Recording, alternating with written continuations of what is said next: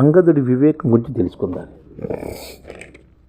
రామాయణంలోని ప్రతి పాత్ర మనకు ఏదో ఒక జీవిత పాఠాన్ని నేర్పిస్తుంటుంది.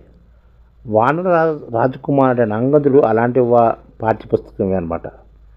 అంగదుడు వివేకవంతుడు.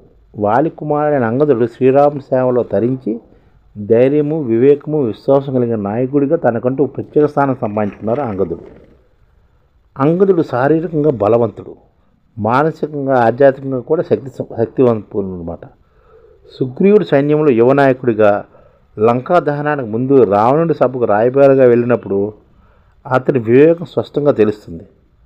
రావణుడి అహంకారాన్ని, దురాలోచనను నేరుగా ప్రశ్నించి సత్యం బోధించడానికి ప్రయత్నిస్తాడు అంగదుడి మాటల నిగ్రహము, ధైర్యము రెండూ కనిపిస్తాయి. మరో ముఖ్యమైన అంశం అంగదుడి ఆత్మవిశ్వాసం. తన కాలిని కదిలించగలిగిన వారే తనను ఓడించినట్లు ప్రకటించి రావణుడి మంత్రులందరికీ సవాలు విసురుతాడు. ఈ ఆత్మవిశ్వాసం కేవలం గర్వం కాదు, అది తన సామర్థ్యాలపై తన నమ్మిన ధర్మంపై ఉన్న నమ్మకం. తన తండ్రిని చంపిన శ్రీరాముడి పట్ల ఎలాంటి ద్వేషం లేకుండా తండ్రి చేసిన తప్పుల పట్ల పశ్చాత్తాపడి ధైర్యం వైపు నిలబడ్డాడు అంగదుడు. ఇది చాలా అరుదైన లక్షణము. అంగదుడు తన కర్తవ్యం పట్ల చూపించినంత నిబద్ధత, ఒక ఉన్నత లక్ష్యం కోసం దాని వ్యక్తిగత భావాలు పక్కన పెట్టగలడం నేటి సమాజానికి ఒక గొప్ప పాఠం. అంగదుడు కేవలం శారీరక బలంతోనే కాకుండా అనుభవం నుంచి పాఠాలు నేర్చుకుంటూ పరిణతి చెందిన నాయకుడిగా ఎదిగాడు.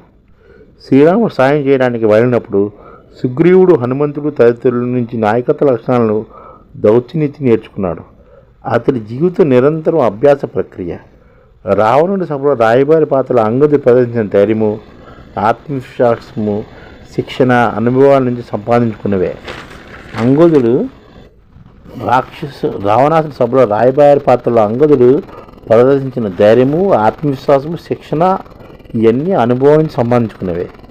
అంగదుడు పాత్ర ఒక నాయకుడిని మాత్రమే కాకుండా ఒక ఆధ్యాత్మిక సాధకుని కూడా సూచిస్తుంది. అతడి ప్రయాణం అంతా శ్రీరాముడితో అనుసంధానమే సాగిందే. రాముడి సేవలో తాను ఒక భాగమని గుర్తించాడు. తన జీవితానికి ఒక ధర్మం కోసం అంకితం చేయడం అతనిలోని ఆధ్యాత్మిక కోణాన్ని తెలియజేస్తుంది. జీవితంలో ప్రతి పనిని ఒక ధర్మంగానో, ఒక సేవగానో భావించినప్పుడే అది సాధ్యం. అది ఆధ్యాత్మిక సాధనంగా మారుతుంది. ధైర్యము, వివేకము, విధేయత, క్షమాగుణము, నిరంతర అభ్యాసము, ఆధ్యాత్మిక చింతనతో కూడిన జీవితం ఎలా ఉంటుందో అంగదుడు మనకు చూపించాడు. ఈ గుణాలను మన జీవితం అలవర్చుకోగలిగితే సమాజంలోనే కాకుండా వ్యక్తిగత జీవితంలో కూడా గొప్ప మార్పు సాధించగలం. ఆవేశంతో కాకుండా అంగదుల వివేకంతో వ్యవహరించినప్పుడే సమాజము శాంతి, సుస్థిరత నెలకొంటాయని నేటి నాయకులు కూడా గుర్తించాడు. అందుకనే అంగదుడి వివేకము ప్రజలందరికీ ఎంతో మేలు. అంగదుడు అంటేనే ఒక అద్భుతమైన నాయకుడు, రాజకుమారుడు.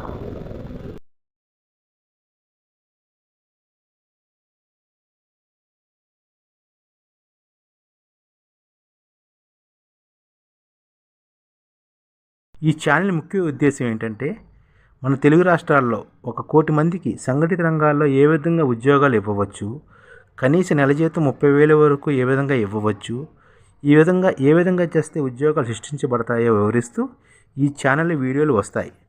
అలాంటి వీడియోలు మీకు కావాలంటే మన ఐడిఎఫ్ భాస్కర్ ఛానల్ని సబ్స్క్రైబ్ చేసుకోండి. ఐడిఎఫ్ అంటే ఇండియన్ డెవలప్మెంట్ ఫోర్స్. ఈ వీడియోలు చూసిన తర్వాత మీకు నచ్చితే లైక్ చేయండి, మీ ఫ్యామిలీ మెంబర్స్కి షేర్ చేయండి, మరియు మీ ఫ్రెండ్స్కి షేర్ చేయండి. Thank you. నమస్కారం.